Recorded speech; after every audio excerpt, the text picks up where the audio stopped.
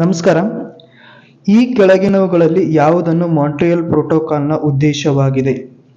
ಇವತ್ತಿನ ಕ್ಲಾಸ್ನಲ್ಲಿ Montreal protocol ಮತ್ತು ಓಝೋನ್ ಪದರದ ಬಗ್ಗೆ ಪ್ರಶ್ನೆಗಳನ್ನು ಡಿಸ್ಕಷನ್ ಮಾಡೋಣ. 100% ಈ ಒಂದು ಟಾಪಿಕ್ ಮೇಲೆ ಪ್ರಶ್ನೆ ಬರೋ ಚಾನ್ಸಸ್ ಇರುತ್ತೆ ಸ್ನೇಹಿತರೆ. ನೋಡಿ, ಕೆಳಗಿನವುಗಳಲ್ಲಿ ಯಾವುದನ್ನು ಮಾಂಟ್ರಿಯಲ್ ಪ್ರೋಟೋಕಾಲ್ನ ಉದ್ದೇಶವಾಗಿದೆ? ಇದಕ್ಕೆ ಸರಿಯಾದ ಆಯ್ಕೆ ಆಪ್ಷನ್ ಬಿ.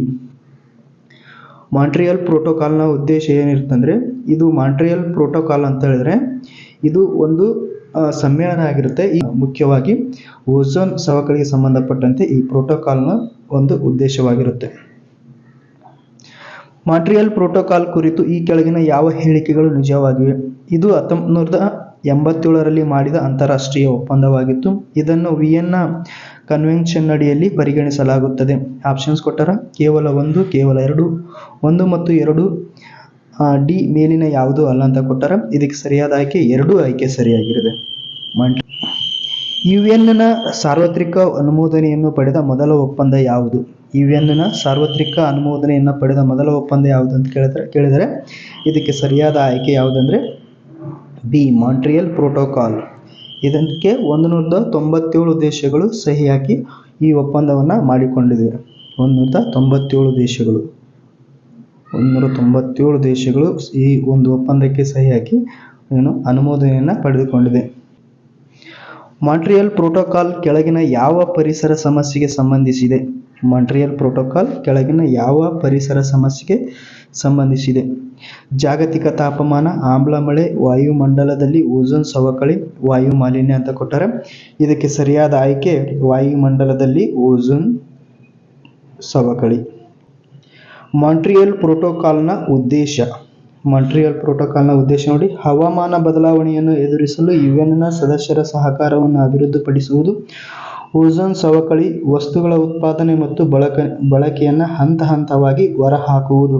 ಕೇವಲ 1, ಕೇವಲ 2, 1 ಮತ್ತು 2 ಮೇಲಿನ ಯಾವುದೂ ಅಲ್ಲ ಅಂತ. ಕೇವಲ 2. ಓಝೋನ್ನ ಸವಕಳಿ ವಸ್ತುಗಳ ಉತ್ಪಾದನೆ ಬಳಕೆಯನ್ನು ಹಂತ ಹಂತವಾಗಿ ಹೊರಹಾಕುವುದು ಈ ಮಾಂಟ್ರಿಯಲ್ ಪ್ರೋಟೋಕಾಲ್ನ ಉದ್ದೇಶವಾಗಿತ್ತು. ಮಾಂಟ್ರಿಯೆಕ್ಸ್ ದಾಖಲೆಯ ಅಡಿಯಲ್ಲಿ ಒಂದು ವೆಟ್ಲ್ಯಾಂಡ್ ಅಂದರೆ ಏನು? ಈ ಕೆಳಗಿನ ಹೇಳಿಕೆಗಳನ್ನು ಪರಿಗಣಿಸಿ. ಜೌಗು ಪ್ರದೇಶದ ಪರಿಸರ ಸ್ವರೂಪದಲ್ಲಿ ಬದಲಾವಣೆಗಳು ಸಂಭವಿಸಿವೆ ಅಥವಾ ಮಾನವನ ಹಸ್ತಕ್ಷೇಪದಿಂದ ಸಂಭವಿಸಬಹುದು. ಇದು ವಿಶ್ವ ಪರಂಪರೆಯ ತಾಣದ ಸ್ಥಾನಮಾನವನ್ನು ಹೊಂದಿದೆ. ಇದಕ್ಕೆ ಆಪ್ಷನ್ಸ್ ಕೊಟ್ಟರೆ ಕೇವಲ ಎ. ಕೇವಲ ಎ ಆಯ್ತಲ್ಲ, ಒಂದು ಇದು ಒಂದು ಮಾಡ್ಕೊಳ್ರಿ. ಕೇವಲ 1 ನೋಡಿ, ಮಾಂಟ್ರಿಯೆಕ್ಸ್ ದಾಖಲೆ ಅಡಿಯಲ್ಲಿ ಒಂದು ವೆಟ್ಲ್ಯಾಂಡ್ ಎಂದರೆ ಜೌಗು ಪ್ರದೇಶದ ಪರಿಸರ ಸ್ವರೂಪದಲ್ಲಿ ಬದಲಾವಣೆಗಳು ಸಂಭವಿಸಿ ಈ ವೆಟ್ಲ್ಯಾಂಡ್ ಆಗಿದೆ ಅಥವಾ ಮಾನವನ ಹಸ್ತಕ್ಷೇಪದಿಂದ ಈ ವೆಟ್ಲ್ಯಾಂಡ್ ಆಗಿದೆ. ಓಝೋನ್ ಸಂರಕ್ಷಣೆಗಾಗಿ ಅಂತಾರಾಷ್ಟ್ರೀಯ ದಿನವನ್ನು ಯಾವಾಗ ಆಚರಿಸಲಾಗುತ್ತದೆ? ಓಝೋನ್ ಸಂರಕ್ಷಣೆಗಾಗಿ ಅಂತಾರಾಷ್ಟ್ರೀಯ ಓಝೋನ್ ದಿನವನ್ನು ಯಾವಾಗ ಆಚರಿಸಲಾಗುತ್ತದೆ? ನೋಡಿ, ಸೆಪ್ಟೆಂಬರ್ 16ರಂದು ಪ್ರತಿ ವರ್ಷ ಈ ಓಝೋನ್ ದಿನವನ್ನಾಗಿ ಆಚರಣೆ ಮಾಡಲಾಗುತ್ತೆ. ಸೆಪ್ಟೆಂಬರ್ 16. ಓಝೋನ್ ವಾತಾವರಣದ ಯಾವ ಪದರದಲ್ಲಿದೆ? ಓಝೋನ್ ವಾತಾವರಣದ ಯಾವ ಪದರದಲ್ಲಿದೆ? ನೋಡಿ, ಟ್ರೋಪೋಸ್ಫಿಯರ್, ವಾಯುಮಂಡಲ, ಅಯಾನುಗೋಳ, ಎ ಮತ್ತು ಬಿ 2 ಅಂತ ಕೊಟ್ಟಾರೆ.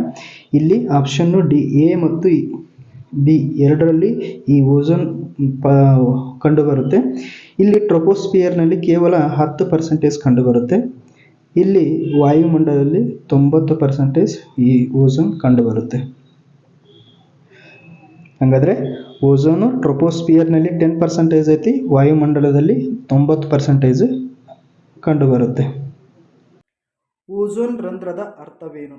ಓಝೋನ್ ರಂಧ್ರದ ಅರ್ಥವೇನು ಅಂತ, ಆರ್ಕ್ಟಿಕ್ ವೃತ್ತದ ಮೇಲೆ ಓಝೋನ್ ಪದರದಲ್ಲಿ ರಂಧ್ರವು ಅರೋರಾ ದ್ವೀಪಗಳಲ್ಲಿ ಗೋಚರಿಸುತ್ತದೆ.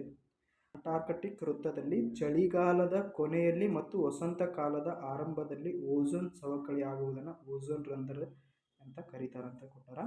ಆಪ್ಷನ್ ಕೇವಲ 1, ಕೇವಲ 2, 1 ಮತ್ತು 2 ಮೇಲಿನ ಯಾವುದೂ ಅಲ್ಲ ಅಂತೇಳಿ ಕೇವಲ 2. ಕೇವಲ 2 ಇದೆಯಲ್ಲ. ಅಂಟಾರ್ಕ್ಟಿಕ್ ವೃತ್ತದಲ್ಲಿ ಚಳಿಗಾಲದ ಕೊನೆಯಲ್ಲಿ ಮತ್ತು ವಸಂತ ಕಾಲದ ಆರಂಭದಲ್ಲಿ ಓಝೋನ್ ಸವಕಳಿ ಆಗುವುದನ್ನು ಓಝೋನ್ ರಂಧ್ರ ಅಂತೇಳಿ ಕರೀತಾರೆ. ಅಂಟಾರ್ಕ್ಟಿಕ್ ವೃತ್ತ, ಆರ್ಕ್ಟಿಕ್ ವೃತ್ತ ಅಲ್ಲ, ಅಂಟಾರ್ಕ್ಟಿಕ್ ವೃತ್ತದಲ್ಲಿ ಚಳಿಗಾಲದ ಕೊನೆಯಲ್ಲಿ ವಸಂತ ಕಾಲದ ಆರಂಭದಲ್ಲಿ ಓಝೋನ್ ಸವಕಳಿಯಾಗುವುದನ್ನು ಓಝೋನ್ ರಂಧ್ರ ಅಂತೇಳಿ ಕರೀತಾರೆ. ಕೆಳಗಿನವುಗಳಲ್ಲಿ ಯಾವುದು ಓಝೋನ್ ಪದರದ ಮೇಲೆ ಪರಿಣಾಮ ಬೀರಬಹುದು? ಕೆಳಗಿನವುಗಳಲ್ಲಿ ಯಾವುದು ಓಝೋನ್ ಪದರದ ಮೇಲೆ ಪರಿಣಾಮ ಬೀರಬಹುದು?